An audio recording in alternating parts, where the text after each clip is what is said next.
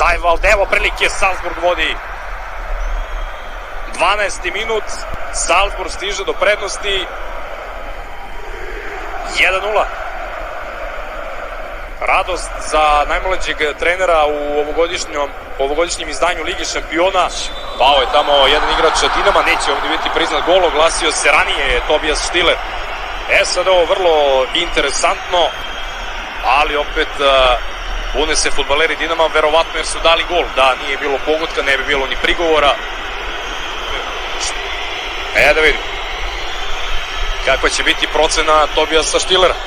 Prvo dobija sliku gde jasno može da vidi da je Špikić bio ispred Kuna.